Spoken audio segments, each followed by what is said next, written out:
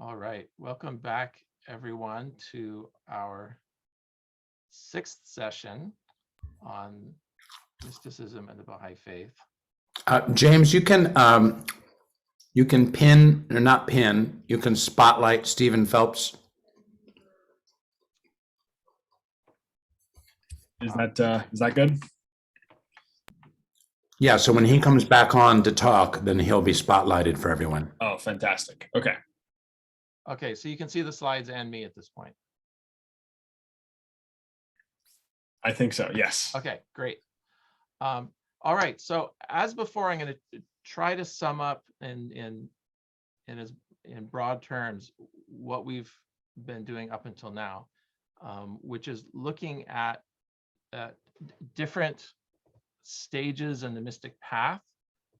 We really started by looking at two main ways of looking at and thinking about God and the soul. The first way, which is more or less dualistic, thinking about them as a thing, an object, something outside of ourselves, or something, or other souls as things that are outside of ourselves. A really existent thing whose existence can be the subject of proofs, rational and logical proofs, and so forth. And this way of looking at ultimate reality being contrasted then with this whole other world of thought, which instead of seeing separation, sees the underlying oneness behind things, that the soul is ultimately one with the creator, that all souls ultimately share the same fundamental reality or spark.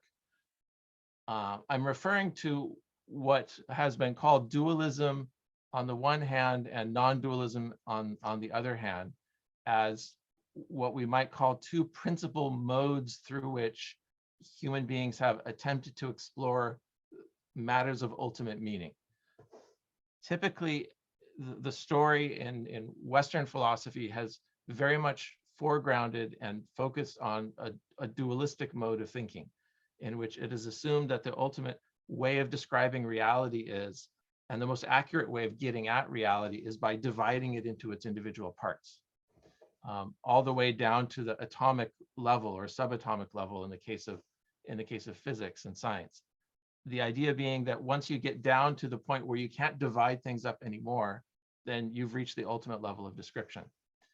And that way of thinking, which also characterizes the most of the history of Western philosophy, is contrasted with a complementary way of thinking about the universe, in which one sees the oneness behind things. And this is a very counterintuitive way of approaching the world, because what is called the manifest image, the world as it appears to our senses, is very much divided into things. And in fact, if we don't navigate the world as though it were divided into things, then we'll cross the street and get hit by the next car that comes along. We have to have a sense of our bodies as separate from other things, with its own specific needs and so forth, and being in a world full of people with whom we have interactions and all of that stuff. And so this other way of looking at the world, this non-dualistic way of looking at the world, is extremely counterintuitive. It's like it's opposite to the way we would think the world is constituted just by how we experience it on an everyday basis. But that's how a certain set of mystics, and actually most of the mystics, whether of the Eastern or Western religious traditions, or of traditions that even can't be classified into Eastern or Western, there's a common sense, there's a common intimation, assurance even, that ultimately a more perfect way of looking at and describing and experiencing the world is through this mode of non-dualism rather than this mode of dualism, by looking through the eye of oneness rather than through the eye of differentiation.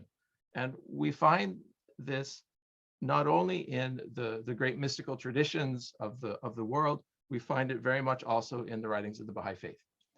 And specifically, as we've been looking at over the last couple of sessions, in the mystical works of Baha'u'llah, as represented foremost by the Seven Valleys, his primary mystical work. And we had a kind of a skeleton key to the 7 valleys. We looked at the 7 valleys. We added to it valleys before and after, because the first valley of the 7 valleys is already a valley of search in which the seeker is on a mission. And that doesn't describe most of the people on the planet. Most of the people are not actively in a state of spiritual search. And so I added a valley before that, or valley 0 is those who aren't even searching it. And after valley 7, the valley of true poverty and absolute nothingness, Baha'u'llah discusses stages beyond that, implicitly in the 7 valleys, but explicitly in Gems of Divine Mysteries and in other of his mystical tablets from the Baghdad period. And what we found was that you can kind of simplify the stages from 7 or 8 or however many to basically 3 kinds of stages. And one way of dividing up this overall, sort of getting the overall view of the mystical journey, is to see it as passing from seeing through the eye of distinction, in which dualism is in the foreground. This corresponds to the valleys of search, love, and knowledge in the 7 valleys. And one passes from that into valleys of unity, named in the 7 valleys as the valleys of unity, of contentment, of wonderment, and of true poverty and absolute nothingness. And these are valleys where a non-dualistic way of approaching the world prevails. But not so much in the 7 valleys, but in other mystical works of Baha'u'llah, we find also intimation that there's something beyond that 7th valley. There's something beyond this valley of true poverty and absolute nothingness. Fana is how it's is the word in the Persian. And as other mystics have also said throughout particularly the Sufi mystics, beyond annihilation, beyond this last stage of the 7 valleys, which is that of pure spiritual evanescence and self-effacement, lies a recovery of existence, but now it's existence in God. So Fana is followed by Baqa, which is translated as immortality. So immortality is the end point. In Gems of Divine Mysteries, it's explicitly listed as one of the cities, and it's also mentioned in these other mystical works of Baha'u'llah. But that immortality is not necessarily the immortality we would imagine of our selves as presently constituted, being transubstantiated to some invisible state in which we sort of float off into some spiritual realm forever. The immortality described by the mystics and by Baha'u'llah is something else entirely. It's the thing that lies on the other side of the release of self. It can be thought of as a stage in which one realizes all along that one's true identity is not this shell of flesh and thoughts and conceptions and characteristics and qualities and experiences and so forth, but our true identity actually is the divine spark residing within the deepest recesses of our heart, that divine spark that Baha'u'llah refers to in several of the hidden words from the Arabic. Turn thy sight unto thyself, that thou mayest find me standing within thee, mighty, powerful, and self-subsisting. So beyond then dualism is the stage of non-dualism in which the self is redefined or re-understood as something not separate from the creator. But beyond that even is the idea that one reaches a point where even the notion that one is passing through stages becomes itself a limiting factor. So after dualism, the stages of dualism, and after the stages of non-dualism, or beyond seeing with the eye of distinction and then seeing with the eye of unity, one then lets go even of distinction and unity as concepts. One reaches a point where, as Baha'u'llah says over and over, it can't be described by words because you've let go of all names and attributes. And what remains is the pure the pure being in God, which for which there's no sort of reasonable description of that stage. So that's one orienting frame of reference for the mystic journey in Baha'u'llah's writings. And there are other orienting frames of reference one can find also. Baha'u'llah describing, this is almost like the inverse. This is sort of like if you take the positive description of the stages and look at it more in terms of what you're overcoming, you can also divide the mystic journey into 3 main steps. And that's that second group of 3 here. The first is overcoming the false dichotomy of belief and assurance being opposed to denial and despair.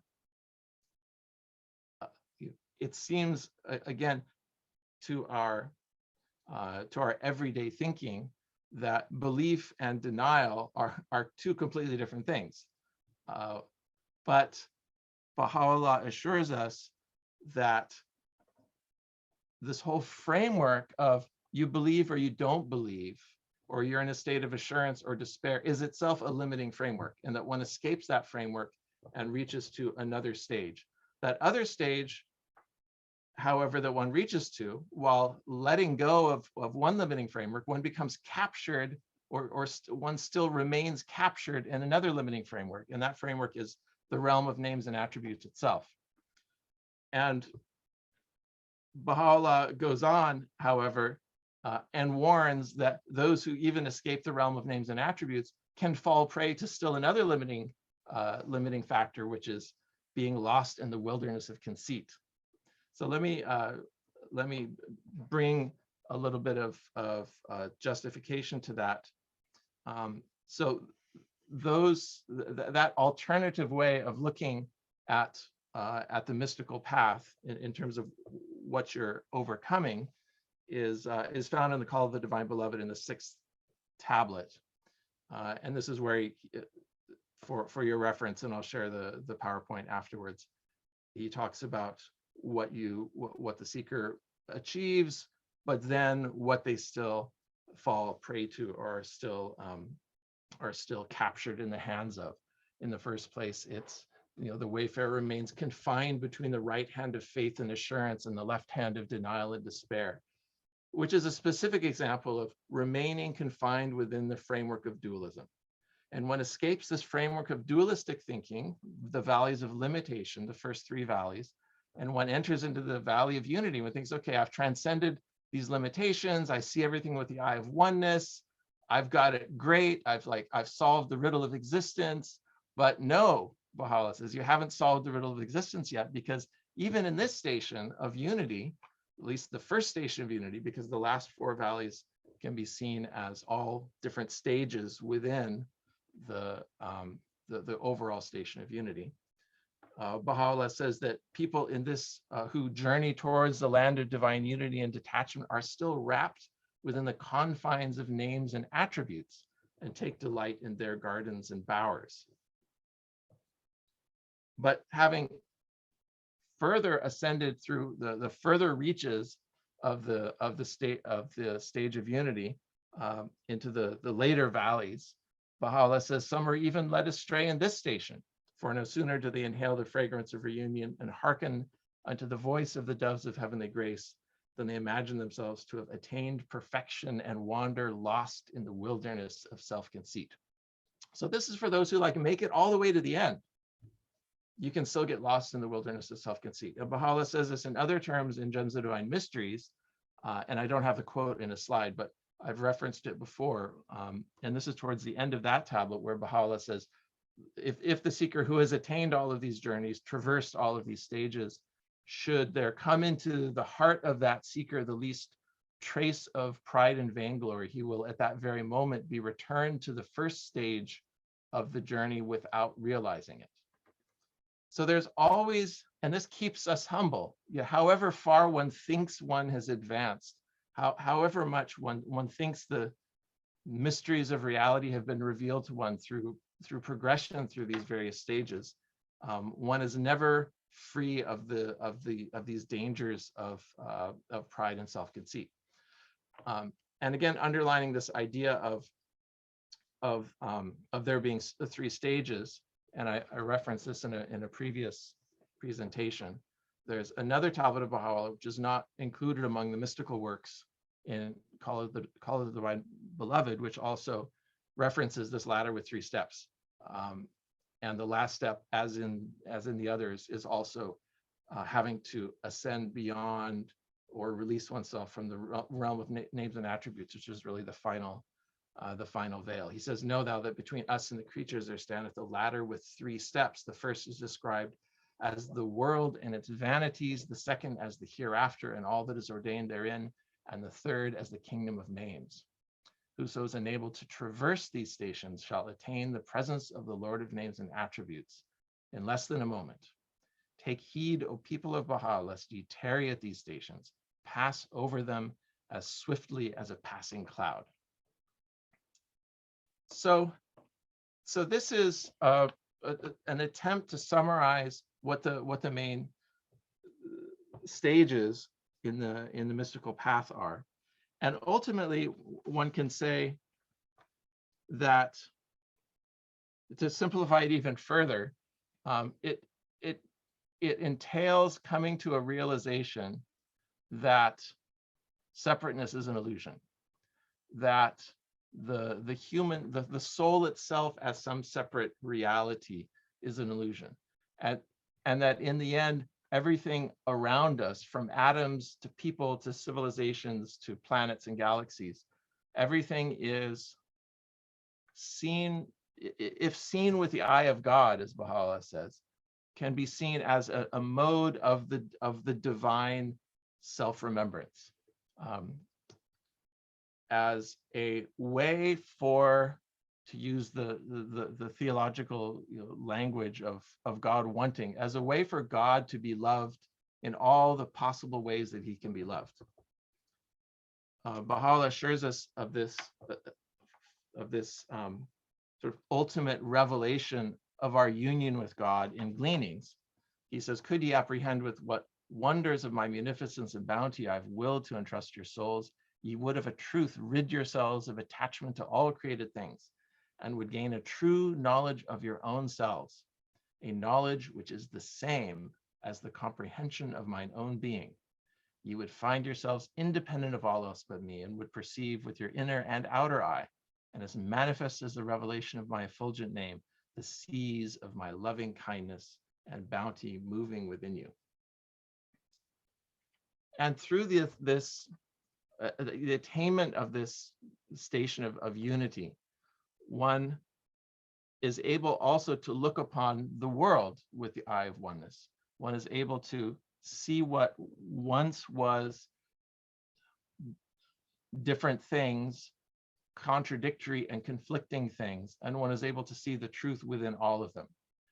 And this is where we start to see how the mystic path begins to intersect, not just intersect with, but become essential to the social goals of the Baha'i faith. In other words, the inward and the outward become united, as we'll discuss further. And it's so beautifully described here in the Valley of Unity from the 7 Valleys. And this particular extract from the Valley of Unity was turned into an absolutely beautiful song by M.J. Sear, and the link to it is below. And as I'll share these slides, I encourage any of you who haven't heard Every Melody by M.J. Sear to listen to that as you read this. It's a fantastic musical rendition of it. "He stretcheth out the hand of truth from the sleeve of the absolute. He revealeth the secrets of power. He seeth in himself neither name nor fame nor rank, but find his own praise in praising God. He beholdeth in his own name the name of God. To him all songs are from the King, and every melody from him. He looketh upon all things with the eye of oneness, and seeth the brilliant rays of the divine sun shining from the dawning point of essence alike on all created things, and the lights of singleness reflected over all creation. In every city he will behold a world, in every valley reach a spring, in every meadow hear a song. But the falcon of the mystic heaven hath many a wondrous carol of the spirit in his breast, and the Persian bird keepeth in his soul many a sweet Arab melody. yet these are hidden, and hidden shall remain. Hidden because so much of the ultimate reality of things is ultimately not accessible to us, not accessible to our rational mode of thinking, but not accessible even to our souls in the more intuitive mode of perception. Baha'u'llah tells us in the hidden words that all that I have revealed unto thee with the tongue of power, and have written for thee with the pen of might, hath been in accordance with thy capacity and understanding, not with my state and the melody of my voice. And so, any attempt that we have of grasping the totality of things is going to end up coming upon this fundamental limitation that we're human beings, and inherit the evolutionary limitations of our brains and our minds. And as much as we would like to attempt to reach out and grasp the reality of the infinite, we're unable to. Even, and I love this quotation by Shoghi Effendi as he tries to describe now sort of moving a little bit out of the mystical vein into the vein of describing, well, what does the future hold in a social sense for the Baha'i teachings? Shoghi Effendi lays on so many qualifiers to what follows, which is one of his seminal world order letters. He says, all we can reasonably venture to attempt is to strive to obtain a glimpse of the first streaks of the promised dawn that must, in the fullness of time, chase away the gloom that has encircled humanity. So, and this is where I think we have to acknowledge something about the nature of the mystical path that others have written about. And I haven't seen this so much quoted in the Baha'i writings, but I think it's something to consider. And that is that Baha'u'llah's program for the world is in a way a very pragmatic program. He addresses all kinds of hearers. He addresses every kind of mind, every kind of spirit. And for everyone, there's a path of approach to the message that he has. But Baha'u'llah realizes that we have intrinsic limitations.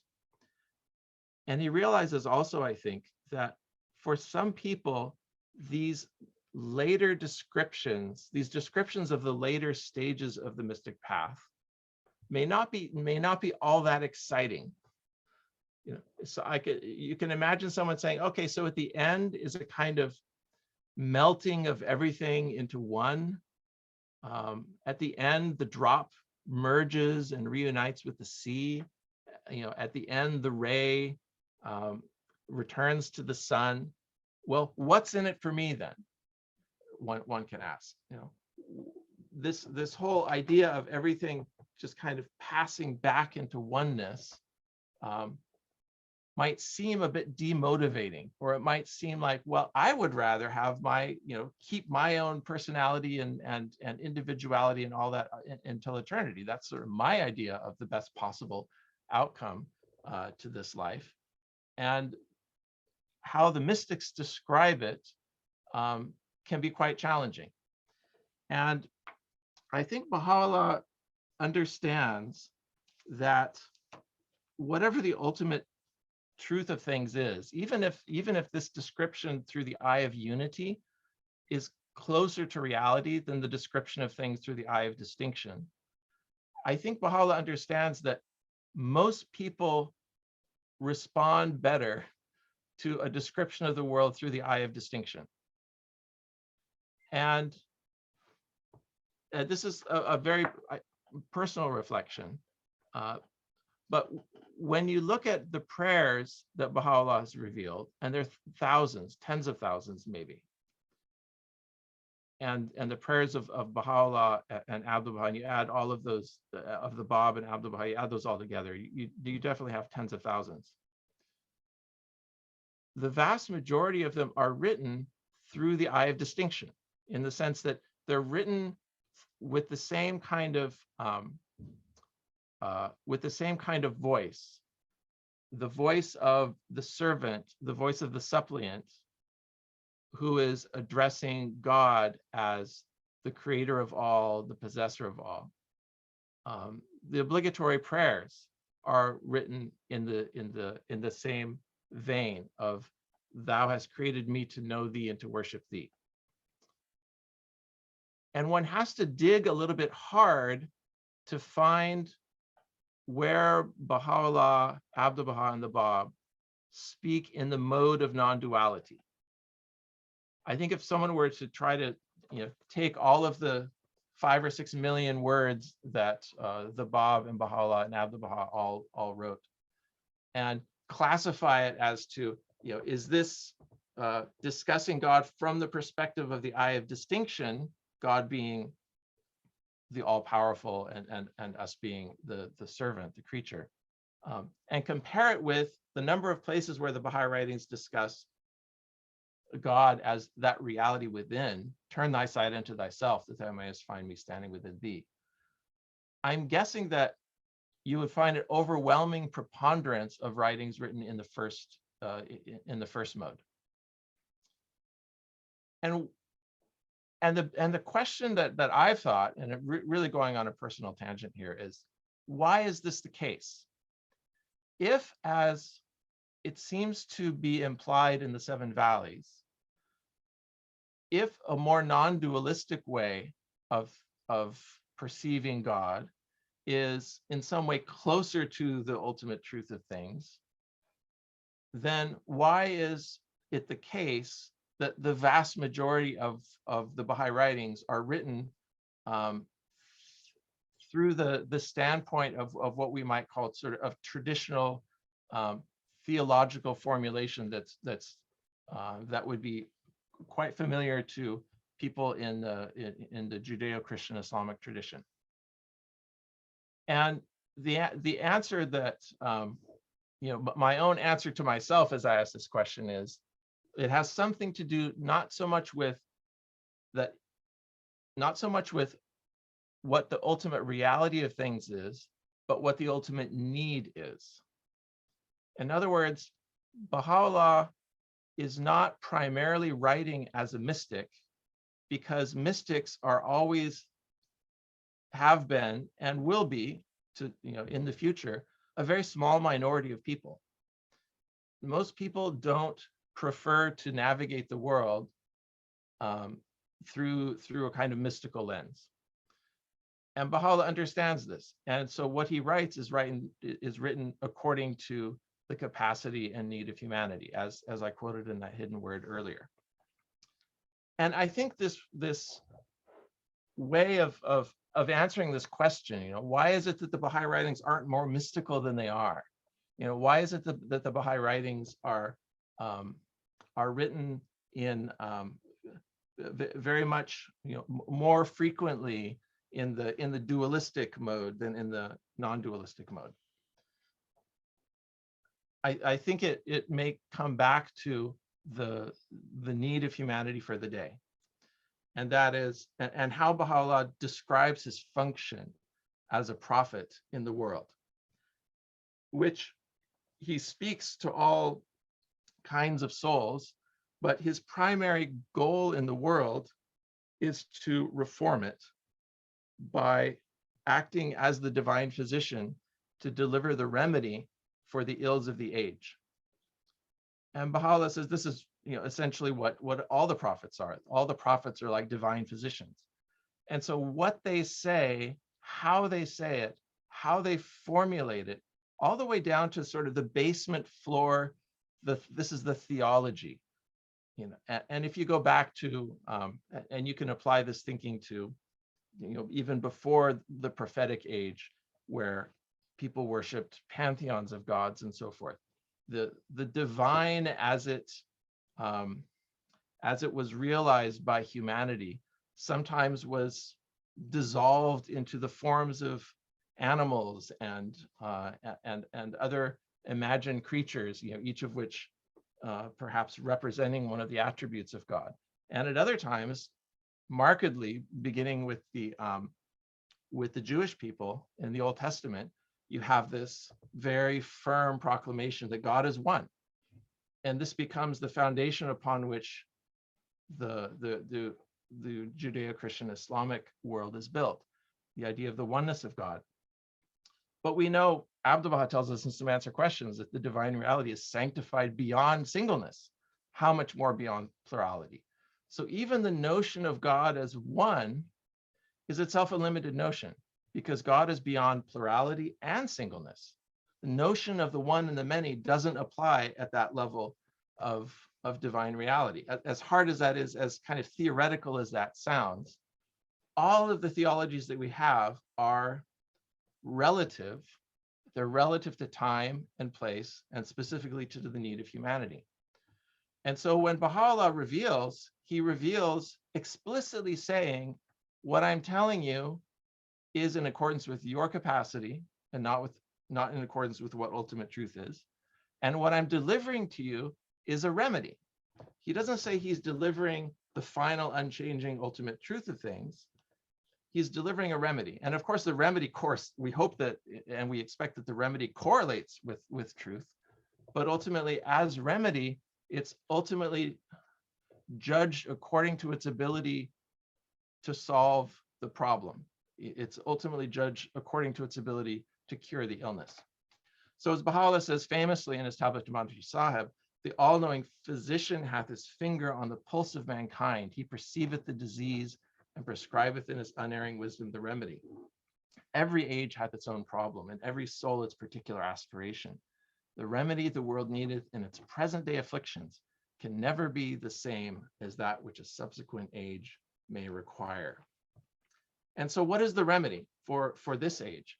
The remedy is, well, is it a new religion to compete with the other religions for members, to replace all of the dogmas and doctrines of the previous religions with a new dogma or a new doctrine that will unite the world? Everyone will rally around this new dogma, this new doctrine, and that will be the source of unity. Or instead, is it a different conception of religion entirely? We don't know exactly what it means because we haven't seen it yet. We have hints of it in the Baha'i writings, in statements that and I'll read you several coming up here, that at least tell us that it's not the same as what came before. So Abdu'l-Baha tells us, the Baha'i message is a call to religious unity, and not an invitation to a new religion, not a new path to immortality, God forbid. It is the ancient path cleared of the debris of imaginations and superstitions of men, of the debris of strife and misunderstanding, and has again made a clear path to the sincere seeker, that he may enter therein in assurance and find that the word of God is one word, though the speakers were many. And in this we can hear an echo of Baha'u'llah in the Kitab-i-Aqdas saying, this is the changeless faith of God, eternal in the past, eternal in the future. Even Shoghi Effendi says something similar in his World Order, one of his World Order letters. He says, refusing to be labeled as a mere philosophy of life, or as an eclectic code of ethical conduct, or even as a new religion, the faith of Baha'u'llah is now visibly succeeding and demonstrating its claim and title to be regarded as a world religion, which apparently he categorizes as something else than just another religion, destined to attain in the fullness of time the status of a world-embracing commonwealth. Far from wishing to add to the number of the religious systems whose conflicting loyalties have for so many generations disturbed the peace of mankind, this faith is instilling into each of its adherents a new love for and genuine appreciation of the unity underlying the various religions represented within its pale. And elsewhere, the Guardian also says, this faith is now increasingly demonstrating its right to be recognized, not as one more religious system superimposed on the conflicting creeds, which for so many generations have divided mankind and darkened its fortunes, but rather as a restatement of the eternal verities underlying all of the religions of the past. And the House of Justice may have been channeling this statement of Shoghi Effendi in 2005 when it said in a statement written on its behalf Baha'u'llah has not brought into existence a new religion to stand beside the present multiplicity of sectarian organizations. Rather, has he recast the whole conception of religion as the principal force impelling the development of consciousness. So all of these statements taken together are very challenging because they may not be in accordance with what seems obvious to us, which is that the Baha'i faith certainly can be categorized as a new religion in some way. It has a holy book, it has laws, it has administration, it has funds, it owns properties, everything that every other religion does, the Baha'i faith does too. So what is one to make of statements like this, starting from Baha'u'llah and the Akdas, this is the changeless faith of God, to Abdul Baha Shoghi Effendi in the House of Justice, all saying something very similar, which I think is challenging us to think about what the nature of the spiritual revolution that the faith represents, what the nature of that is, and how it's going to crystallize in the world. Is it going to crystallize in the world in the same way that historically other religions have arisen? That certainly not by conquest, as in the case of Islam, but will it arise? Will the Baha'i message and the spirit of the Baha'i cause be? Will it permeate the world through mass conversions, or will it permeate the world through other means? I believe that's still an open question, and I think that what this entails on the part of Baha'is is a sense of profound humility, that not that we are in possession of some crystallized truth that we want to deliver to the world, but rather that we have been enlivened, set aflame by something, and we want to share that flame with others. And we understand that that's going to crystallize, that that's going to take shape in the world. But so many dimensions of it, we don't understand. We don't understand what the physical shape of it is going to be, how this is going to unfold in the world. We don't understand, going back to the mystical stages, we don't understand, and we can't understand the totality of it. We can understand that different people are at different stages of understanding. Some people tend to see things intuitively, some people tend to see things rationally, which corresponds roughly to seeing through the eye of unity and seeing through the eye of distinction. But we know that that's not the final thing, that we don't have access to that. And so it gives us, I think, perhaps it allows us to leave this subject with a kind of a spiritual mandate of ultimately of humility and evanescence, that we, however much we think we get, we know that there's infinitely more. However much we think, well, I can see people thinking in this way, but I've advanced beyond that, and I'm thinking in a more subtle or in a more correct way. That way of thinking, which has characterized so much religious thought in the past, is something that we have to scrupulously avoid.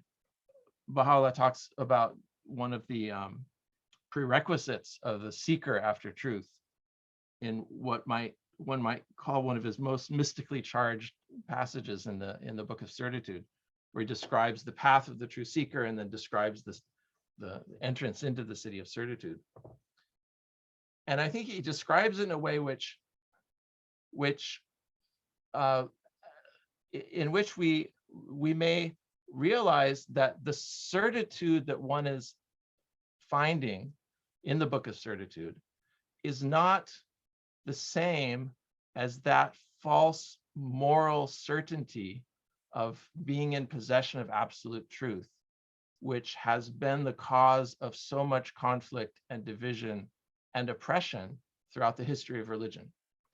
but rather it's a kind of inner certainty that one knows for oneself that one has been awakened, that one is alive, that one is burning with a flame, but does not give us any consequent power over others to attempt to force that truth on others. Baha'u'llah among the prerequisites of the seeker after truth, he says that seeker must at all times put his trust in God, must renounce the peoples of the earth, detach himself from the world of dust, and cleave unto him who is the Lord of Lords. He must never seek to exalt himself above anyone, must wash away from the tablet of his heart every trace of pride and vainglory, must cling unto patience and resignation, observe silence and refrain from idle talk, for the tongue is a smoldering fire, and excess of speech a deadly poison. And in a similar vein about humility, which is the keynote that I'm ending today's remark on, there's another wonderful passage in an early letter from the House of Justice that says that believers must recognize the importance of intellectual honesty and humility. In past dispensations, many errors arose because the believers in God's revelation were over anxious to encompass the divine message within the framework of their limited understanding, to define doctrines where definition was beyond their power, to explain mysteries which only the wisdom and experience of a later age would make comprehensible, to argue that something was true because it appeared desirable and necessary. Such compromises with essential truth, such intellectual pride, we must scrupulously avoid. And regarding any thought of a claim, and this is one thing that really separates, I think, the subject of Baha'i mysticism from how it is evolved historically in certain other religious contexts, in which you have a guru, a guide, who claims to have certain inner knowledge that one is passing on to one's disciples. That whole framework of that whole kind of social framework is explicitly disavowed by Baha'u'llah in passages such as this in the Kitab-i Aqdas. He says, amongst the people is he who seateth himself amid the sandals by the door, while coveting in his heart the seat of honor. Say, what manner of man art thou, O vain and heedless one, who wouldst appear as other than thou art? And among the people is he who layeth claim to inner knowledge and still deeper knowledge concealed within this knowledge. Say, thou speakest false. By God, what thou dost possess is not but husks, which we have left to thee, as bones are left to dogs.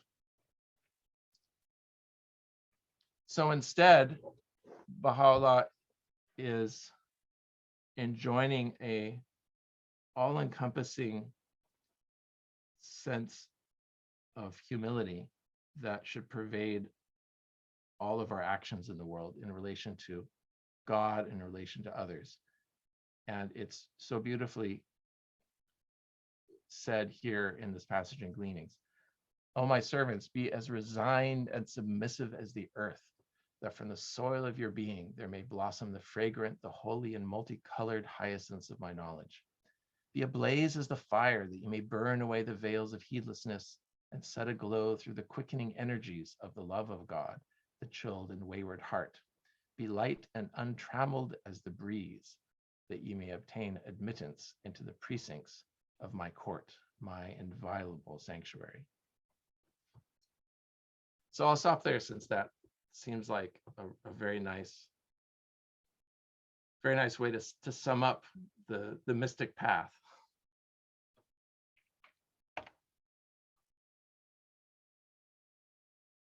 So any thoughts or reactions? I have a thought, Stephen. Yeah. Hi, everybody. So I've heard about half of your presentations, and there's something that I keep tripping on, and that is what I'm hearing a lot is, as we think about mysticism, we move from beyond a singularity, like I am this individual person who has a consciousness and I have emotions and I have a personality, into something larger and something larger and something larger, where we become even more than a plurality. We become, like in the Seven Valleys, kind of an absolute unity and even a nothingness on this journey. But it feels like a false dichotomy to me, because it feels like in our earth, we have an ability to understand a singularity, like a single consciousness. We understand what a plurality might be, and we understand what a kind of a union might be. But that's kind of the extent of what we can imagine. And so these conversations about the mystical journey feel to me, they come up short for me, because I feel like when we're beyond the physical limitations of this physical plane, there may be 1,000 other ways of realizing that, how and what we can be and how our consciousness might work beyond singularity, beyond plurality, beyond multiplicity, beyond total unity, between absolute nothingness, that there's like a myriad of options that we have no idea about what that is. We're only able to see, oh, we could be singular or we could be merged. We're like an ocean.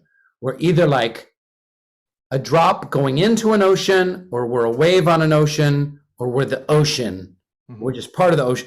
We can't, we think in these kind of limited metaphors about the possibilities of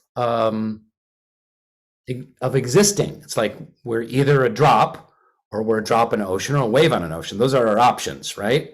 But again, I think that, at risk of repeating myself, like I am certain that there are infinite other options that we're just not able to formulate in our brains. It's like trying to picture infinity. We can't picture infinity. You can't picture like space going on forever and then farther and then farther, and then infinity is impossible for us, our little warped little minds to picture. So I guess that's right. And I think ultimately that, in your several tips of the hat to Seven Valleys, you do nod your head toward the fact that, hey, we don't even know. Like, this is just kind of leading us down a path that seems to be leading towards a unity and a singularity, not just of consciousness, but of our souls are all part of something, separate souls or united souls, that there may be even something more, and it's kind of hinting at something more. But so I'm just wondering what you think about that. I think what you're saying is exactly one way of understanding the third step in the three steps that I started with. That you have this first step of you're trapped in the contradictions. You're confined between the right hand of faith and assurance and the left hand of denial, and one reaches the next step, in which one realizes, oh, it's not duality, it's not separate things, but it's all one. But one has to transcend even that second step and realize that even like multiplicity and oneness are themselves limiting concepts. And that's what the purpose of the third step is you realize, okay, I escaped one duality to perhaps get trapped in another duality. And that other duality is thinking that, oh, oneness is better than plurality, that, seeing in this way is better than seeing in that way. And that's why I think there's a ladder with three steps, and the third step is the kingdom of names and attributes. It's the whole framework of oneness and plurality, the whole framework of stasis and change, of self and other, subject and object, of, you know, all of these concepts, which have so like thoroughly, with which the history of thought in particularly in the West, which I'm most familiar with, is thoroughly imbued with these ideas as being fundamental.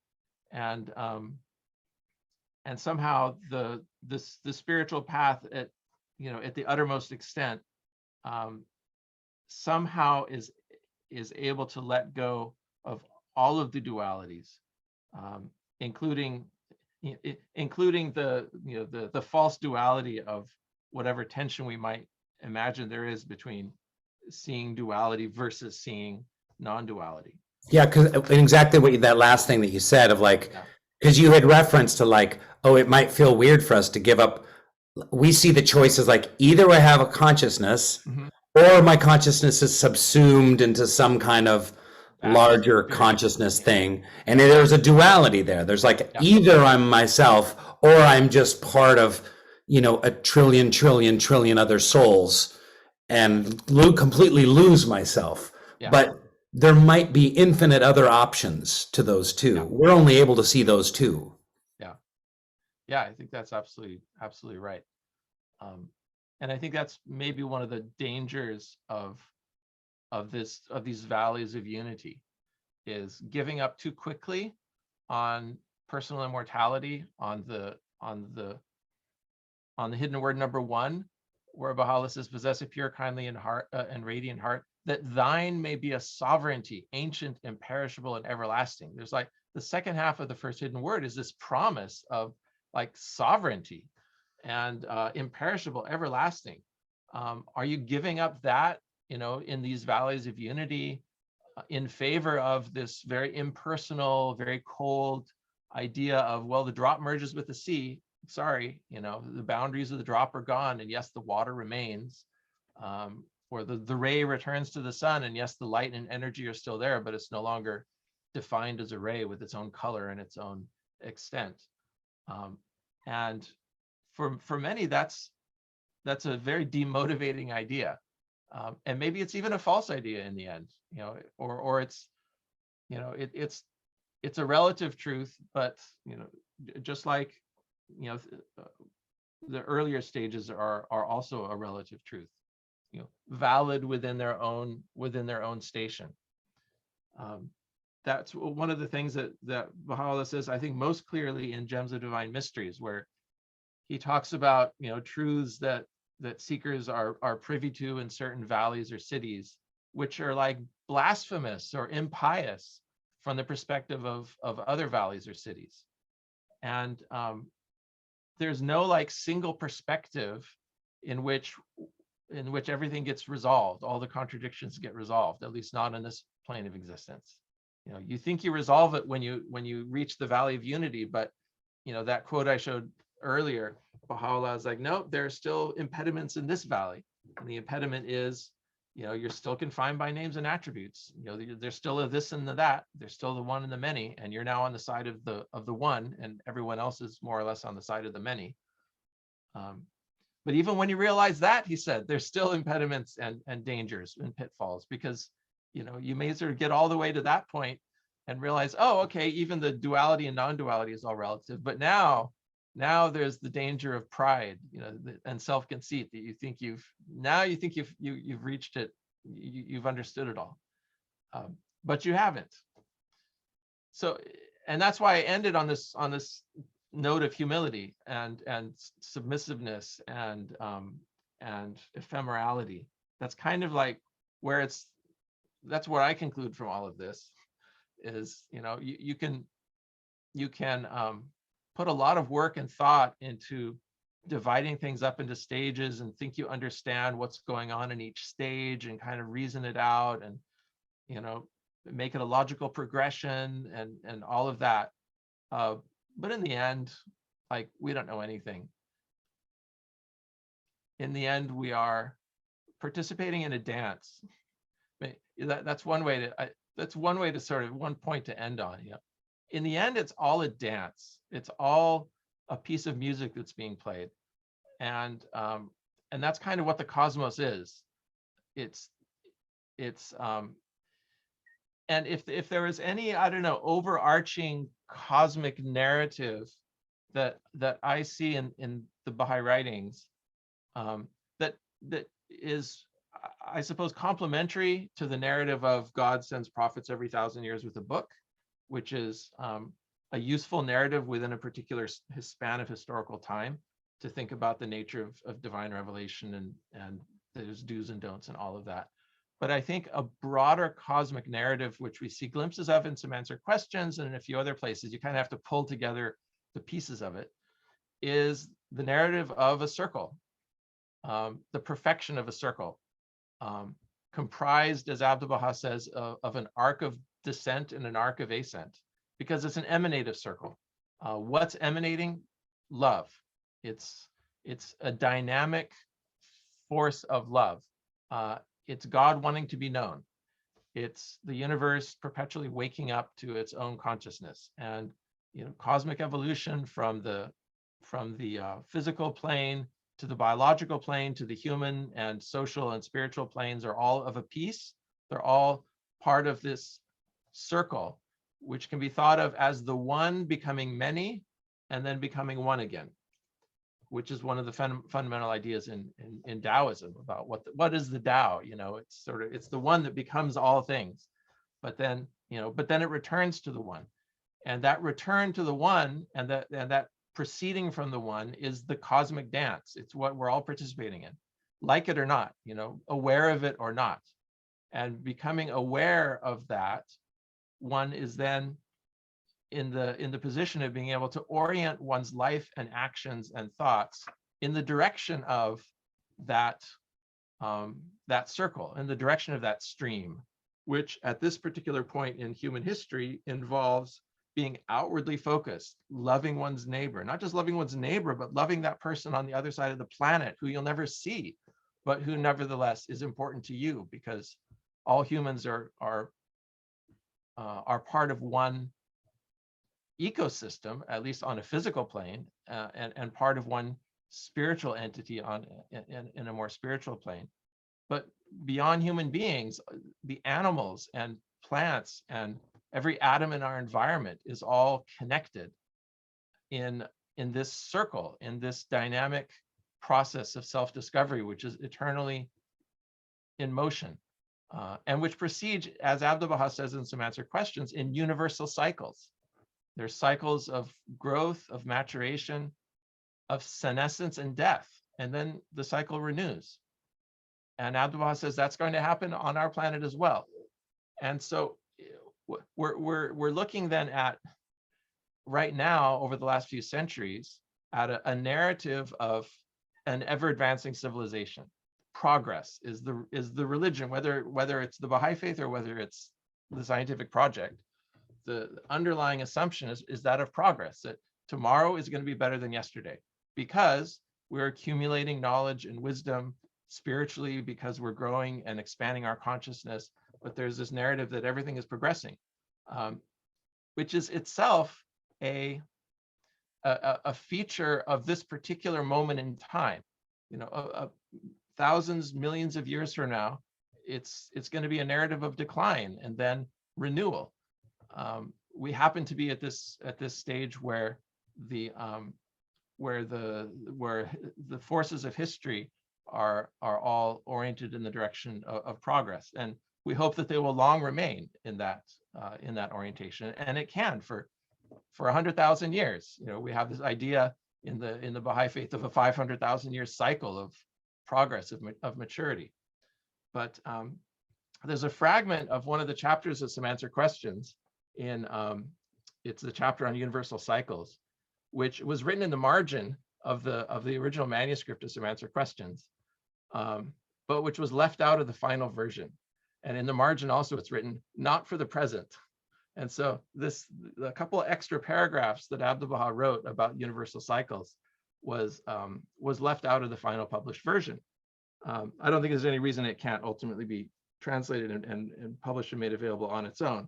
But the interesting thing is, Abdu'l-Baha talks about in this chapter on universal cycles, how there's these great universal events and this period of efflorescence, but in these extra paragraphs, Abdu'l-Baha says, and after the cycle of maturation comes the cycle of decline and death.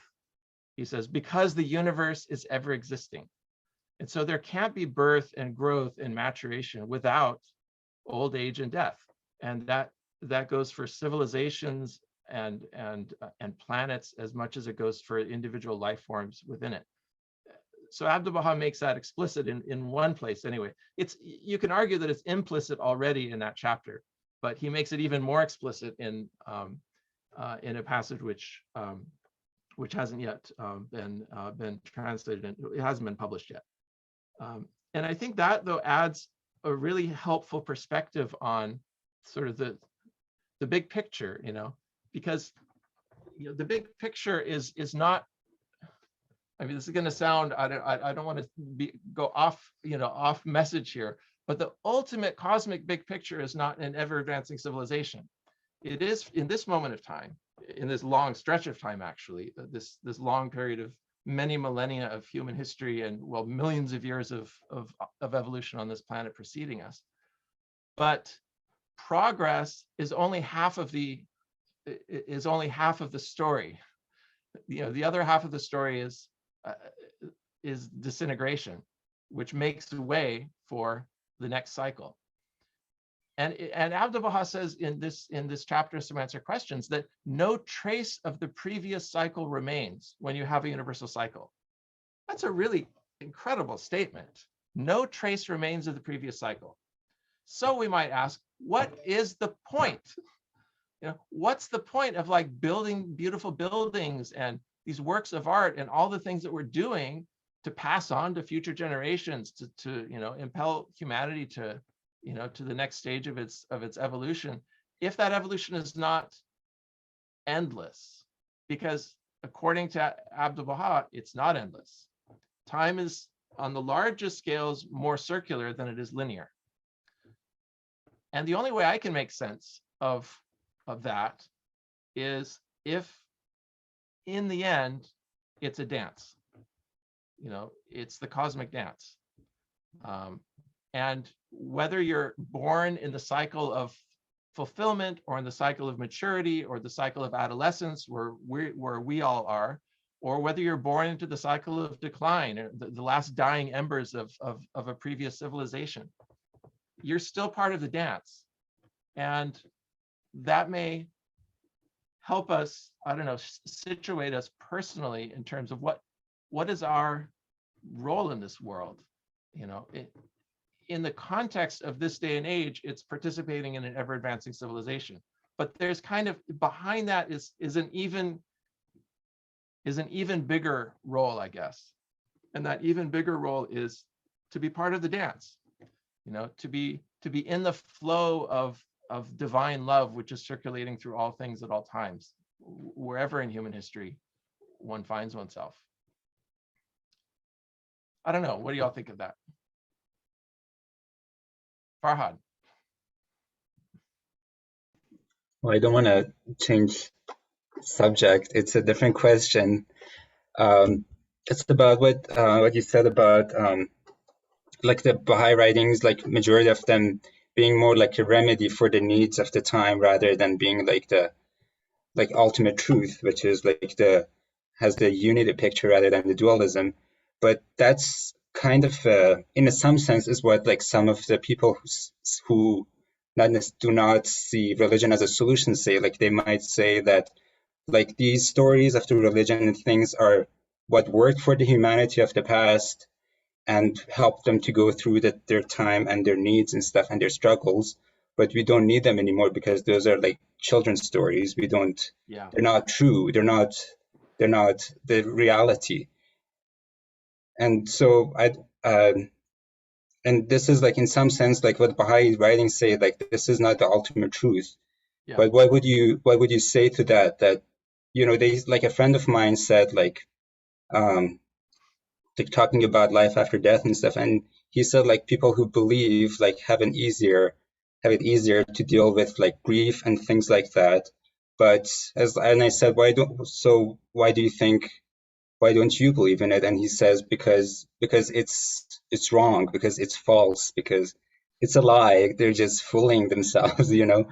So if I know there's a difference between being wrong and being close to reality, but what would you say to that when you have writings that say this is just a remedy, it's not the ultimate reality?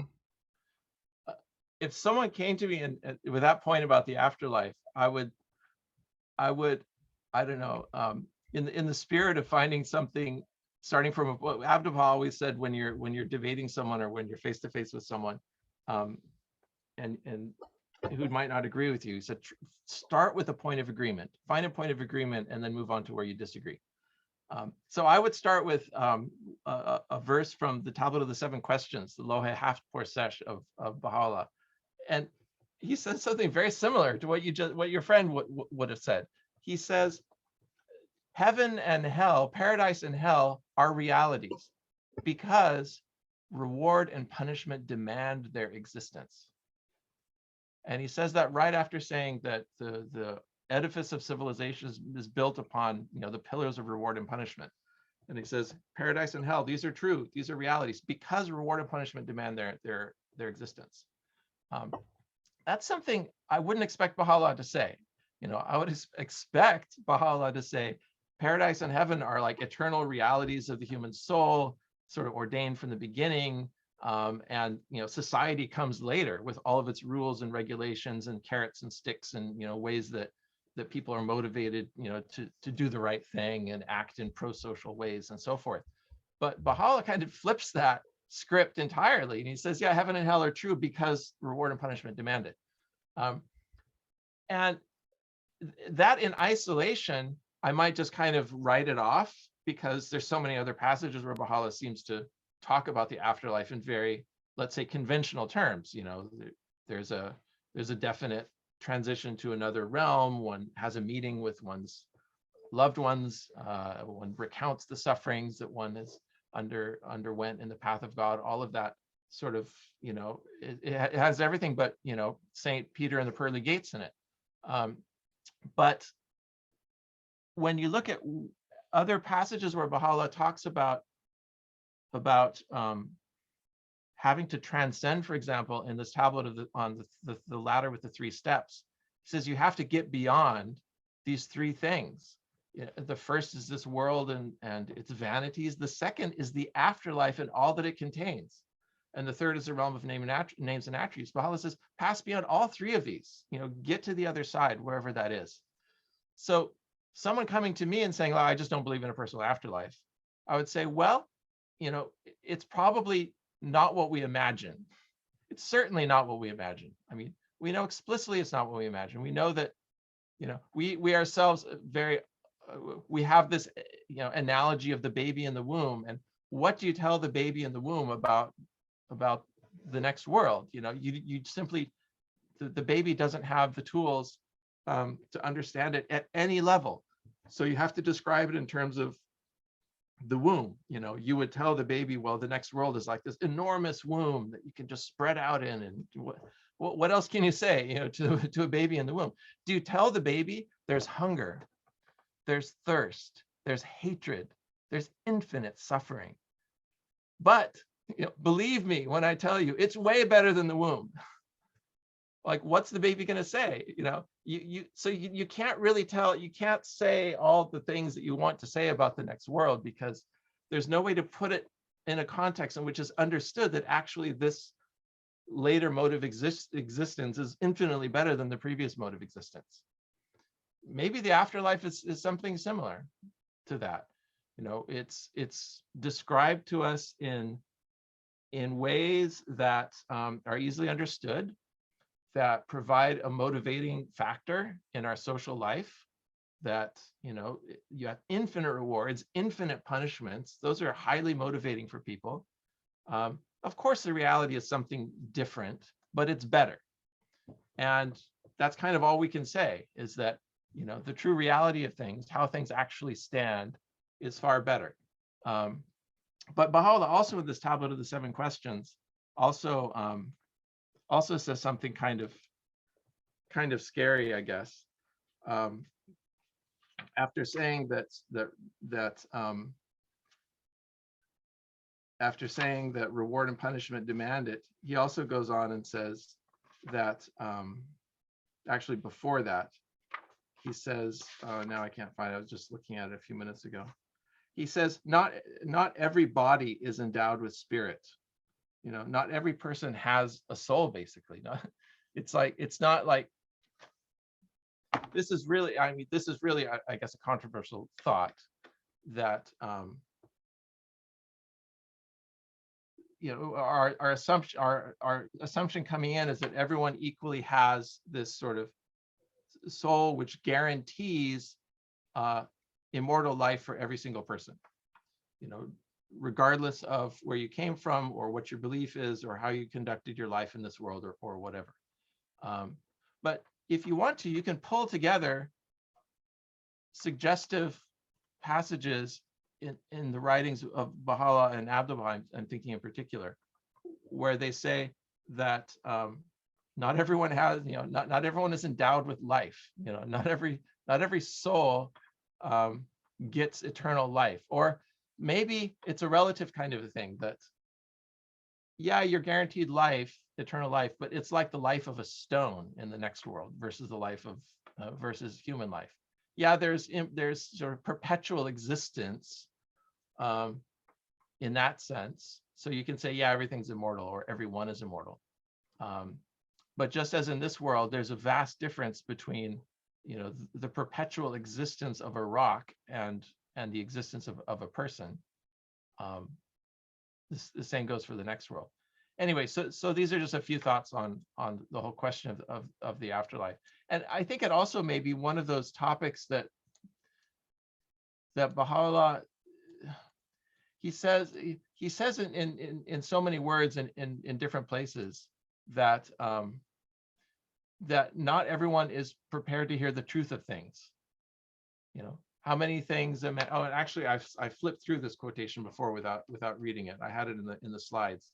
Not everything a man knoweth can be disclosed, nor can everything he can disclose be regarded as timely, nor can every timely utterance be considered as suited to the capacity of those who hear it. So you can have truths which are true and timely, and still you can't say it because you're not face to face with a person who can really get what you're saying, and not be potentially harmed by it. There's another tablet of Baha'u'llah, I think I quoted it earlier, where he says that the seeker at certain stages comes into certain understandings, which should not be shared with those who aren't ready to hear them, because if he does, he will have committed 3 grievous sins: injustice, oppression, and murder. He says, because he will have killed the faith of the person to whom he has disclosed these truths before they're ready to hear them. So it's not a matter of leading someone astray even, it's a matter of saying things that people just aren't ready to hear, which is, I guess, I don't know, it's an interesting counterpoint to one of the points I started off with in session 1, which is there are no secret doctrines in the Baha'i faith. The Abdu'l-Baha, the House of Justice, are abundantly clear on this. There are no secret doctrines. That doesn't mean there aren't secrets. That doesn't mean there aren't realizations that are there in plain sight to be seen, you know, in the words, but you have to read the words aright to catch the drift. That's why, you know, Christ said he speaks in parables so that those who have an ear will hear what he's saying. And when Baha'u'llah says he writes one word and by it he means 72 meanings, it's almost like it's a superpower of the prophet that they're able to say one word and mean multiple things. You know, your smartest philosopher, your best, you know, deepest writers can typically only say one thing per sentence, but a prophet is able to say one sentence, and in that sentence can be embedded all these different meanings. You know, something which there's an outer meaning intended for, you know, for people to understand it in a certain way, but hidden within it will be another meaning, and that meaning will be understood by others, and being understood by others is something which is whispered only from breast to breast, and conveyed from heart to heart. Baha'u'llah talks about this in the 7 valleys, you know, certain of the, and this is in the later valleys of contentment and wonderment. And in I think it was in the Valley of Wonderment too, he says, and should the seeker reveal one word of this, they will surely hang him by the gallows. So what is it about the nature of spiritual truth that makes it so dangerous? You know, it's not all just like roses and hummingbirds and whatever. It's like, it's dangerous stuff. It's like, it's existentially threatening stuff at a certain level. And that's what makes it so fascinating a topic, but also such a baffling topic, because how does one know if one has stumbled upon, you know, one of these realizations that really you shouldn't be talking about, you know? And is it possible, you know, in a talk, for example, to go on and sort of go on a tangent about something that really, you know, you should have kept to yourself? Observe silence and refrain from idle talk, you know, for the tongue is a smoldering fire. You know, how do you know when you've sort of crossed over the threshold from, you know, just saying what's obviously there and saying things which may be counterproductive to the truth? I don't know the answer.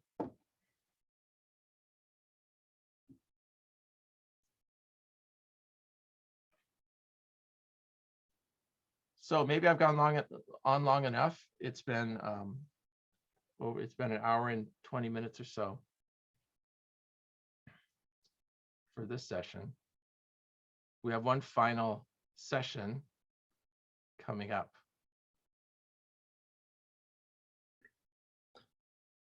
Yeah. We have one more question. I don't know if it can be held until next time or how long of a question that is. Thanks. Hi, Stephen. Thanks. Hi, Anya. Yeah, maybe it can be brief, and you might have answered it a little bit earlier when talking about the dance. But you said most of the writings are from the eye of distinction, and you said that mystics are in the minority, and that needs are an ever-advancing civilization, outward orientation.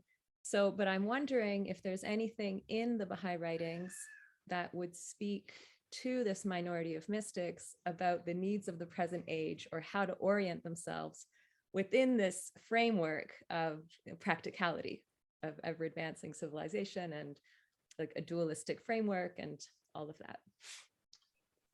I mean, off the top of my head, it's in the 7 valleys, you know, towards the end, where Baha'u'llah says, you know, that you're not released from the law, you know, at the later stage.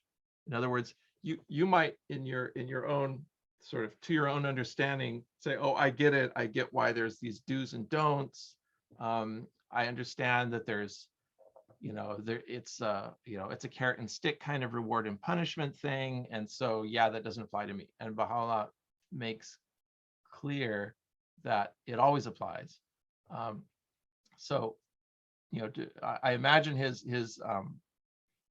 advice, you know, to the mystic and the seeker would be to be in the world and be, you know, to all outward seeming, you know, the most you know, loyal, you know, follower of the laws, and going with the, you know, being a part of the community in the sense of building the community, and not standing apart in any way, and not holding oneself aloof, not, you know, certainly not, you know, sheaving off into sort of other kinds of groups or societies or whatever. You know, that's sort of the history of mysticism in the past, is that, you know, the birds of the feather sort of find each other and they start flocking together, and then you get kind of weird sub-sects and things like that. It seems, you know, the ethos of the Baha'i faith seems to be so focused on this worldly religiosity versus otherworldly religiosity, which is one way that sociologists have talked about religion.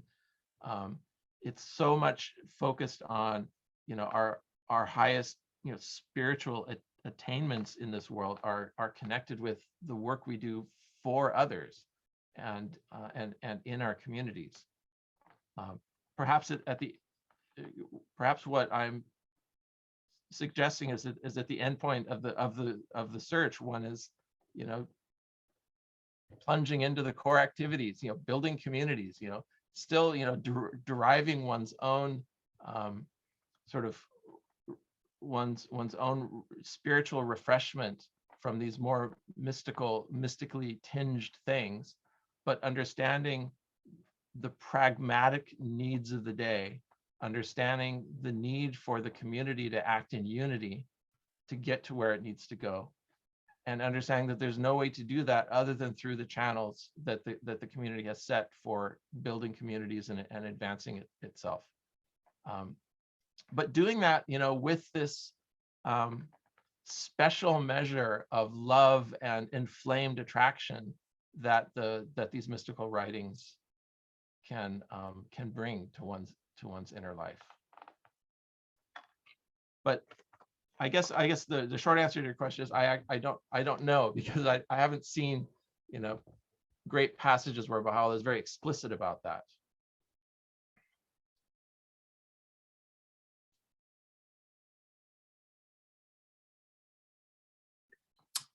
All right. Awesome. Oh, go ahead. Oh, that's it. So till next time. Yes. Yeah. Thank you guys. Really appreciate you staying on extra to answer everyone's questions. So just looking forward to our next session. Well, thank you all for staying on too.